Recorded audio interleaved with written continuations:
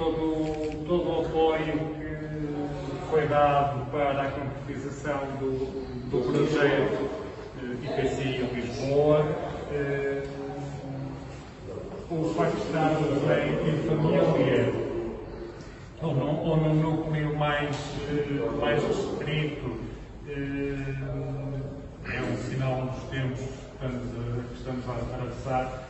Em condições normais, bem sabem que por nós, a esta hora, esta já ia bem orientada. Mas é o que podemos fazer, tendo em conta as limitações. Importa referir, hoje assinalamos o quarto ano de atividade do IPCI e assinalamos também a abertura deste novo espaço aqui de Lisboa. A exposição nasce já de uma relação duradoura com o Vítor Nieves, com o dono fotográfico e o prémio Galiza Fotografia Contemporânea, que traz como primeira exposição do IPCI em Lisboa o trabalho do Filipe Palmeiro Beltrán, que disponibilizou também a estar aqui connosco neste dia. E muito obrigado. Estás a entender? Sim. Portanto, e passava agora a palavra para o curador e para o autor da exposição e agradeço todo o trabalho, todo o apoio, todo o empenho para que esta obra fosse possível. Muito obrigado, bem-vindos e espero em breve poder fazer aqui uma festa a sério.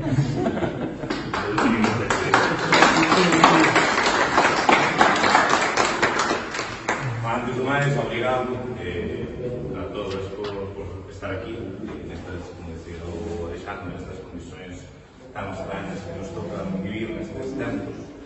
E só 4 frases para explicar que é a breve historia do Premio Galiza de Fotografía Contemporánea. É un premio criado dentro do Festival do Dono Fotográfico. O Festival do Dono Fotográfico foi un festival que nasceu no ano 82 e que durou 35 anos. Agora, actualmente non existe, estamos traballando para recuperarlo por temas de patrocinios e política tamén. Mas de todo ese proxecto que facemos desde unha asociación na Galiza, sí que seguimos como premio. Este é a sétima edición, sí? No ano 2020 temos unha gañadora que inauguramos a exposición há uns días, no Natal, na cidade de Lugo. Tamén actualmente temos a gañadora anterior a Felipe, que é Virginia Roca, que está en Ferrol. Por tanto, temos agora mesmo unha exposición en Ferrol, outra en Lugo e esta en Lisboa. Agradecer encarecidísimamente ao IPCI pelo apoio e que sempre están aí para tentar facer, colaborar dos dois lados do Miño e agora xa máis para o sur. Portanto, obrigado á institución que nos acolhe. Está Felipe, non vou falar máis, e é o máis importante que ele no seu trabalho. Muchísimas gracias por venir. Perdonen que no puedo hablar en portugués, así que voy a intentar hablar en castellano muy despacio, con mi acento que no es español sino colombiano, entonces es un poco más difícil comunicarnos, pero voy a intentar hablar muy despacio para que se entienda. Si alguno no me entiende algo, por favor levante la mano y ya está, no hay ningún problema. Yo soy Felipe Romero Beltrán. Primero quiero volver a agradecer a las instituciones, agradecer a Antonio, agradecer a Víctor todo el apoyo y toda la apuesta que ha hecho por el proyecto, que es un proyecto que, como verán, es un poco complejo, un poco difícil, pero estoy muy feliz de que tanto Víctor como Antonio hayan apoyado la iniciativa y el proyecto, sobre todo en tiempos que estamos viviendo hoy en día, que parece casi una casualidad, una coincidencia absurda, el proyecto con lo que vivimos en estos tiempos. Así que para comenzar, yo, como les comenté, soy colombiano y hace aproximadamente 5 años viajé a Madrid para estudiar.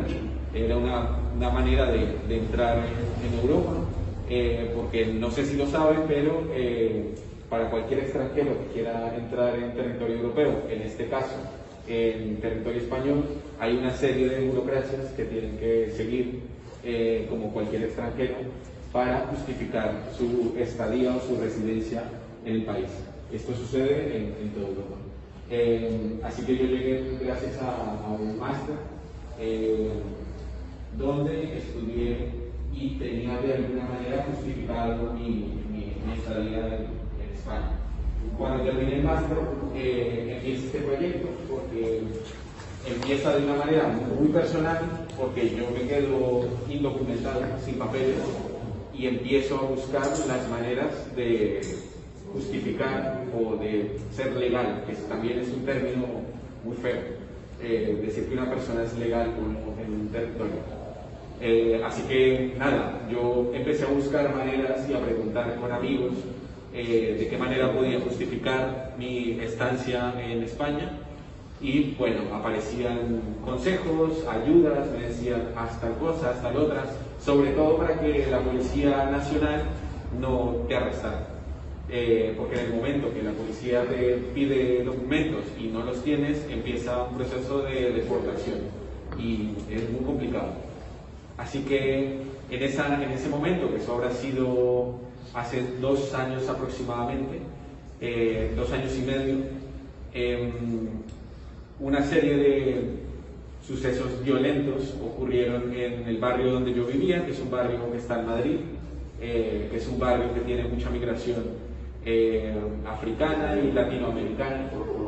Así que ocurrieron una serie de eventos violentos por parte de la policía, donde incluso murió una persona de Senegal intentando escapar de la policía. Así que eso fue para mí como un disparador del proyecto, de cómo empezar el proyecto. El proyecto se llama Reducción y básicamente tiene 3 momentos o 3 partes. Mi intención inicial era realizar fotografías documentales directas del proceso de reducción o de sometimiento policial. Cuando detienen a una persona, cuando la arrestan, ¿cómo es ese procedimiento? Por mi formación como fotógrafo de oficio, es decir, yo vengo de la fotografía de prensa, de la fotografía documental más directa, pues el primer instinto fue hacer las fotografías y buscar el momento. Pero en ese momento es muy complicado, hoy en día también, por una cuestión legal y por una cuestión de encontrar el momento en el que se da, porque normalmente estas situaciones ocurren por la noche. Así que empecé a pensar de qué manera podía abordar el tema que tanto me había chocado, y decidí de alguna manera dividirlo en 3 partes. La primera parte es esto que estamos viendo aquí. Bueno, en el dispositivo de exposición, la primera y la tercera parte están juntas. Pero bueno, les comento la primera parte. La primera parte fue una serie de entrevistas y de preguntas a amigos que estaban también indocumentados en el barrio y en Madrid, que me contaran por dónde la policía pedía documentos. Es decir, en qué lugares el cuerpo policial pide los documentos para chequear si estás o no indocumentado. El barrio tiene una condición también muy particular porque es un barrio que se está gentrificando, como todas las grandes capitales. Los barrios obreros o los barrios que estaban, entre comillas, en las periferias antiguamente, ahora son barrios que son hostels, restaurantes, etc. Airbnb también. Creo que aquí les voy a pasar a algo similar. Entonces, se estaban realizando muchos operativos para empezar a sacar las personas que no tenían documentación o que estaban ocupando los apartamentos. Así que era un momento de mucha tensión. Entonces, a través de las entrevistas les pregunté a las personas que conocían dónde específicamente había ocurrido un proceso de detección o de detención de documentación a inmigrantes, y lo que hice fue fotografiar de manera pues, muy aséptica, de manera entre comillas neutral, las escenas donde había ocurrido esto. Para mí era interesante, sobre todo, enseñar el escenario, porque se genera un poco una tensión entre lo que está pasando y lo que no está pasando, porque las fotografías de facto no dicen nada. Entonces era muy interesante cómo se generaba ese documento que estaba en tensión, ¿vale? Son más fotografías, pero dependiendo del espacio que tengamos para exponer, las vamos modificando. Esto me tomó aproximadamente unos 3 meses o 4 meses de trabajo hacer las calles, sobre todo porque siempre es preguntando, no hay ninguna documentación oficial donde indique dónde la policía va a hacer requerimiento de documentos. Sobre todo porque esa es la idea de la policía, justamente, de pedir los documentos en un momento aleatorio o desprevenido, ¿vale? La segunda parte, que en este caso está dividida en 2 paredes, es la de acá atrás. Sí, nos podemos dar la vuelta.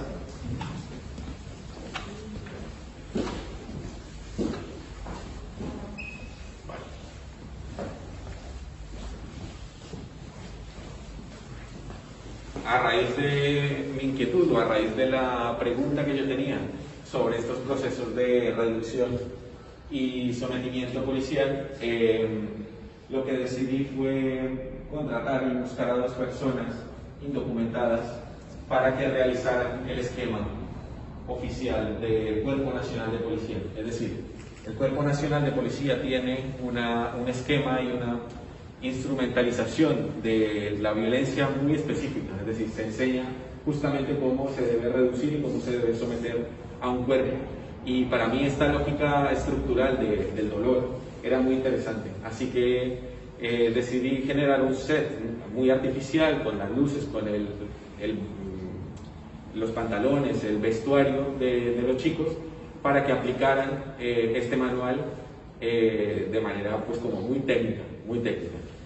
Cuando fui a hacer la sesión de fotografía la primera vez, no pude realizarla de manera exitosa porque no sabía cómo hacerlo. Quiero decir, los manuales son muy técnicos, que ahora los van a ver. Los manuales son muy técnicos y realizar estos esquemas no es tan sencillo. Así que con mucho esfuerzo encontré un policía en activo que me indicara cómo hacerlo. Es decir, en la sesión están los 2 chicos indocumentados, yo que estaba indocumentado en ese momento también, y un policía de la Policía Nacional indicando a estos 2 chicos cómo realizar los esquemas de reducción y sometimiento. Entonces, para mí este capítulo es muy interesante, sobre todo porque se genera una lógica entre el sometido y el sometedor. Así que creo que eso añade una capa más de cómo aparecen estos 2 cuerpos intentando dominarse el uno al otro, ¿vale?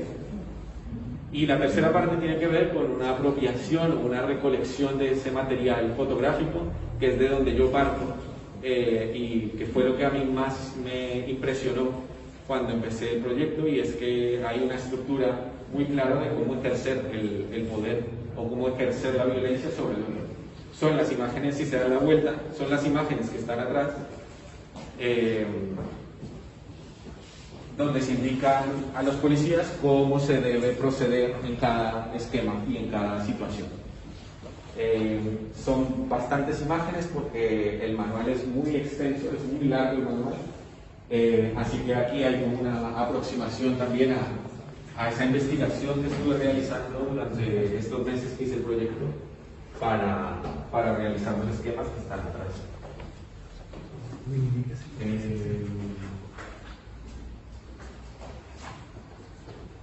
Creo que no se me queda nada más. Digo bien. Sí, vamos al libro. Si quieren, vamos ahora a la otra sala.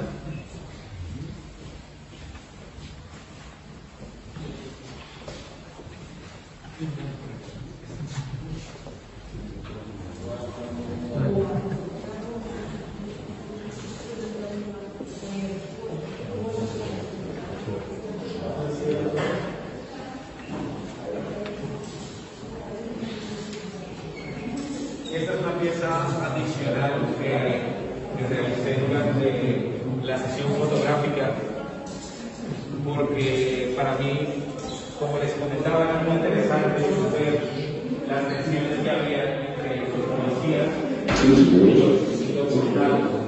Así que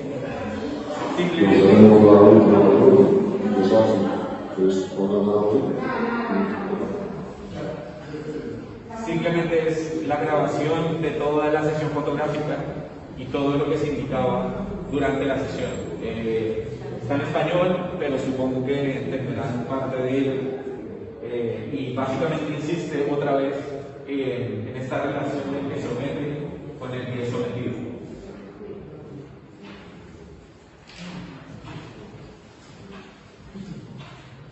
¿Se ha entendido todo, más o menos? Sí. Vale. Es un video que duró, bueno, está un poco cortado, pero es un video que dura aproximadamente media hora. La sesión fue más extensa, evidentemente, pero bueno, hicimos una edición para que se pudiera ver y se pudiera leer, más o menos. Y estos son individuos que fueron, de hecho, son ilegales, que sufrieron porque... Exactamente. ¿No quedaron traumatizados con la sesión? Es interesante porque cuando pasó la sesión, claro, todos estábamos un poco nerviosos porque había un policía en medio. Y el tema de tener un policía con 3 personas indocumentadas es que no sabes muy bien cómo controlar la situación.